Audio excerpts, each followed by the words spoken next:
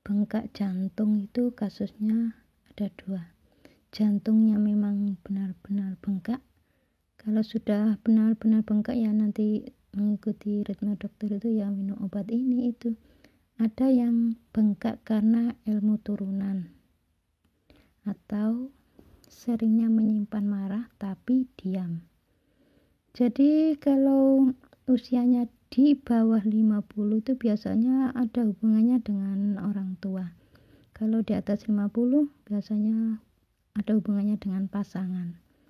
Jadi penyakit jantung, orang yang sering menyimpan marah tapi diam ini menyebabkan sakit jantung. Jadi kalau penyebabnya akhlak seperti ini ya sulit diobati oleh dokter. Cara mengatasinya ya harus diperbaiki akhlaknya. Kalau penyebabnya itu karena menyimpan marah tapi diam, ya jangan marah.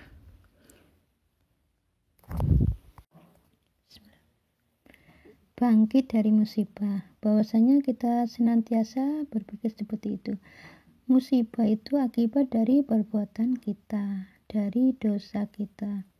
Bahwasanya musibah itu akibat dari dosa kita, ya kita harus mengakui pada Allah. Kita tidak boleh membanggakan bahwasanya sakit itu malah menghapuskan dosa. Rasul saja mohon ampun setiap saat. Kita yang bukan nabi, bukan rasul, kita mengaku hanya sakit bisa terhapuskan dosa. Jangan seperti itu. Itu namanya kesombongan. Nah, bagaimana kita itu bangkit? Kita harus paham bahwa Allah sesungguhnya tidak akan menjadikan seseorang itu diberikan sesuatu kecuali orang tersebut berubah. Semuanya itu ada waktunya. Kita melakukan suatu kebaikan, periodiknya nanti Allah akan membalas. Kalau kita melakukan kesalahan ya periodiknya kita akan menerima sendiri. Itu setiap saat itu seperti gitu. Jadi kita harus memahami bagaimana seseorang itu yang tertimpa musibah itu senantiasa tuh harus istighfar, mohon ampun. Terus mohon ampun. Apapun bentuknya, seseorang yang tertabrak kendaraan di umur sesudah akil balik berarti orang ini keras, kaku. Kalau dinasihati itu susah. Bagaimanapun juga seperti itu. Semuanya kita jatuh, terjatuh, terpleset, terduduk. Ini biasanya tuh hobinya tuh suka jatuhin orang. Si anu itu gini. Nah itu jatuhin orang namanya. Jadi kalau kita hobinya sering jatuhkan orang ya dijatuhkan oleh Allah Ta'ala. Di suatu saat kita akan dijatuhkan oleh Allah Ta'ala dengan kepleset, terjatuh, jatuh dari mobil, jatuh dari motor ya seperti itu. Ini harus kita sadari bahwa itulah petunjuk Allah Ta'ala. Itu musibah ya kita harus mohon ampun. Semuanya yang terjadi itu atas izin Allah.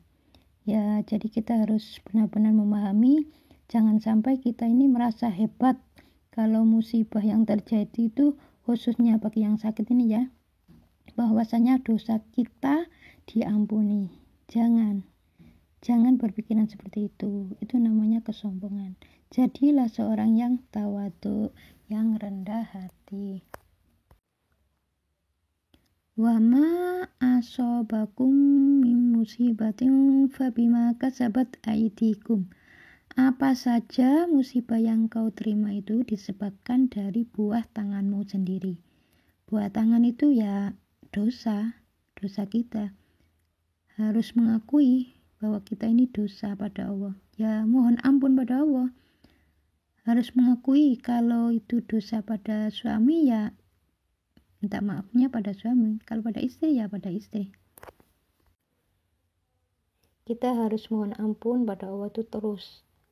Kita lakukan setiap hari itu akan menjadi lebih baik sehingga nanti kedepannya di dunia sampai akhirat ini kita diselamatkan oleh Allah.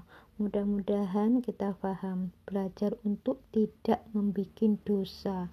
Mulai dari mulut, dari telinga, dari otak. Dari otak kita yang hobinya ini berpikir negatif ya, mudah-mudahan kita ini tidak seperti itu ya. Mudah-mudahan kita diselamatkan oleh Allah dari siksa di akhirat. Mudah-mudahan kita selalu bisa menanam kebaikan setiap hari, sehingga insya Allah setiap harinya pun kita bisa memetik kebaikan juga. Amin.